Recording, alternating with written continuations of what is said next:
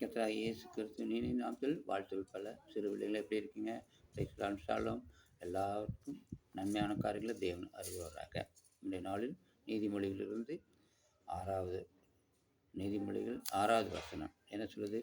சோம்பேறியே, நீ எறும்பினிடத்தில் போய் அதன் வழிகளை பார்த்து ஞானத்தை கற்றுக்கொள்ளணும். வழி பார்த்து என்ன ஞானத்தை கற்றுக்கொள்ளணும். இப்போ எறும்பு பார்த்தீங்கன்னா சாதாரண சின்ன எறும்பு தானே, அது என்னது நமக்கு போதிக்க போகுது? எத்தனையோ ஊழிக்காரர் சொன்னாங்க, கேட்கல. சரி, இந்த எறும்பை பார்த்து நம்ம என்ன பண்ண போகிறோம்? எறும்பு என்னத்தை நமக்கு கற்றுக் கொடுக்க போகுது அப்படின்னு நம்ம நினச்சிருக்கோம். சாதாரண எறும்பு தான்.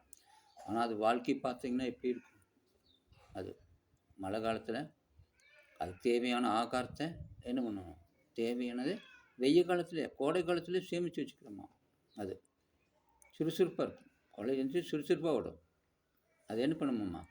ஒரு சின்ன எறும்பு அதை விட எத்தனையோ பல மடங்கு உணவு தானியத்தை தூக்கிட்டு போமா. அவ்வளோ பலன் இருக்குது அதுக்கு. சேமித்து வச்சுக்கணும். அதுக்கு சேமிக்கும். நல்ல சுறுசுறுப்பாக இருக்கும். சோம்பேறித்தனமாக இருக்காது. அதான் சரி, சில சோம்பேறிலாம் இருப்பீங்க, தூங்கி விழுந்துகிட்டே இருப்பாப்புல, வேலையே செய்ய மாட்டாங்க. சாப்பிட்றது கூட கஷ்டம். சாப்பிட்றது கூட ரொம்ப கஷ்டமாக இருக்குது. ஐயோ, எப்படி சாப்பிட்றது நம்ம அப்படிம்பா. அந்த நிலையில் வரக்கூடாது. நம்ம என்ன பண்ண, நமக்கு ஆண்டவர் ஆயுசனை கூட்டி கொடுத்துருக்காரு. நம்ம என்ன பண்ணணும்? சுறுசுறுப்பாக இருக்கணும். எறும்பு போல் சுறுசுறுப்பாக இருந்தால் தேவன் என்ன பண்ண நம்மளும் ஆசீர்வதிக்கக்கூடிய இருக்கிறார். நமக்கு வருமானம் வர்றப்போ நம்ம சேமித்து வச்சுக்கணும். கையில் சேமித்து வச்சுக்கிறோம். அது என்ன பண்ணணும்?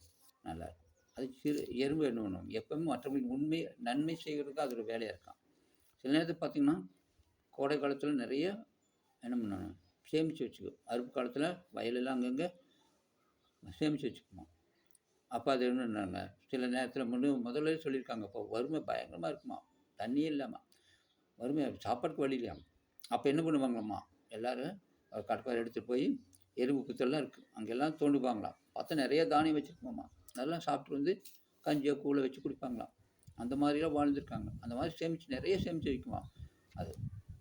அதுக்கு மட்டும் இல்லை, மற்றவங்களுக்காக சேமித்து வைக்குமா நிறையா. அது வந்து மற்றவங்களுக்கு உதவி செய்ய அதோடைய குணமாக இருக்காமா.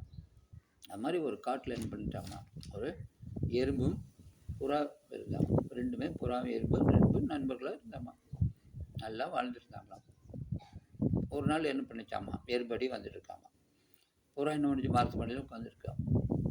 அப்போ ஒரு வேலை என்ன பண்ணிட்டானாம்மா, புறா பார்த்து இது கொல்லலாம் அப்படின்னு சொல்லிட்டு நல்லா புரி பார்த்துருந்தானா. அப்போ இதை வந்து அந்த சைடு வந்து பார்த்துட்டு, ஐயோ என்னது நம்ம நண்பனை கொல்ல போகிறான்னுட்டு இருக்குது அப்படின்னு நினச்சி என்ன பண்ணுற, எறும்பு காலை பிடிச்சி சுருக்கின்னு கடிச்சு வச்சான். அடிச்சோன்னு என்ன பண்ணிச்சாமா, ஐயோ அப்படின்னு விட்டானா. என்ன முடிச்ச, குறி தவறி வேற போயிட்டான். அப்போ அந்த புறா என்ன பண்ணிச்சு, சத்தம் கேட்டு தப்பிச்சு போயிட்டான். தப்பிச்சு போனோடனே அப்போ தான் அது வேலை நின்றுட்டா. ஐயோ நான் விட்டுட்டுமே அப்படின்னு வறந்து போயிட்டு வேணும். அப்புறம் அந்த புறா என்ன பண்ணிச்சா, கீழே இறங்கி வந்து மரத்துலேருந்து வந்து எறும்புக்கிட்ட, நன்றி, நீ சொன்னதுக்கு நல்லது, என்னுடைய நீ காப்பாற்றிட்ட அப்போன்னு சொல்லிட்டு ரேப்பமா. அது ரெண்டுமே அது மரத்துலேயே இருக்குமா. 2 பேரும் அப்படியே ஜாலியாக இருப்பாங்களா. அப்போ என்ன பண்ணிச்சோம், ஒரு காலத்தில் ஒரு நாள் ஆற்றுல தண்ணி நிறைய பயங்கரமாக தண்ணி நிறைய போயிட்டு இருந்தாமா. அப்போ அது எறும்பு அப்படியே மரத்துலேயே சுற்றிட்டு இருந்து திடீர்னு கால் தவி கீழே விழுந்துச்சு. தண்ணிக்குள்ளே விழுந்துட்டு என்ன பண்ண, போக முடியல, தப்பிக்க முடியல, என்ன பண்ணுறது அப்படி பார்த்துறோம். அப்போ அந்த புறா என்ன பண்ணிச்சாமா, ஒரு நல்ல பெரிய இலையை தூக்கி கரெக்டாக எறும்பு கிட்ட போட்டுதான். எறும்பு அப்படியே ஊறி போய் இலை மேலே உட்காந்துட்டான். இலை மேலே உட்காந்துன்னா இந்த இலையில ஜாலியாக அப்படியே படகுல போகிற மாதிரி ஜாலியாக போயிச்சான். போய் என்ன கரை போய் இறங்கிட்டான். இறங்கி பழையபடி மரத்துக்கு வந்துட்டான். அப்போ எறும்பு என்ன சொல்லிச்சா, நன்றி, நீங்கள் செஞ்சுட்டா, நான் உதவிக்கு நன்றி அப்படின்னா. அப்போ நம்ம என்ன பண்ணணும், நமக்கு உதவிகளுக்கு நம்ம உதவி செய்யணும். நமக்கு உதவி செஞ்சவங்களுக்கு நம்ம உதவி செய்யணும். அப்போ எறும்பு என்ன பண்ணுச்சு, ஒரு உதவி செஞ்சது, நண்பனுக்கு உதவி செஞ்சு அதே மாதிரி என்ன பண்ணாங்க, இது புறாவும் உதவி செய்யுது. அப்போ ஒருவருக்கு ஒரு உதவி செய்யணும். நம்ம சிறு பிள்ளைகளை நம்ம என்ன பண்ணணும், ஒருவருக்கு உதவி செய்யணும். அதுதான் நல்லது, நல்ல பழக்கம். எறும்பு போல் சுறுசுறுப்பாக இருக்கணும். காலையில் எழுந்திரிச்சு நேரத்தில் எழுந்திரிச்சு படிக்கணும், ஹோம்ஒர்க் செய்யணும், காலையிலே செஞ்சிடணும், காலையில் படித்து முடிக்கணும், காலையில் நேரத்தில் நிற்கணும், சுறுசுறுப்பாக இருக்கணும். எப்போவுமே சோம்பேறித்தனமே விட்டுறணும். சோம்பேறியே இருக்கக்கூடாது. சோம்பேறி இருந்தாமல் என்ன பண்ணுறது, வாழ்க்கை முன்னேற முடியுமா? முன்னுக்கு முடியாது. ஒரு சோம்பேறி இருந்தானம்மா என்ன பண்ணுறது, தூங்கிட்டே இருந்தால் எப்போ பார்த்தா அவங்க அம்மா சாப்பாடு கொடுப்பாங்களாம்.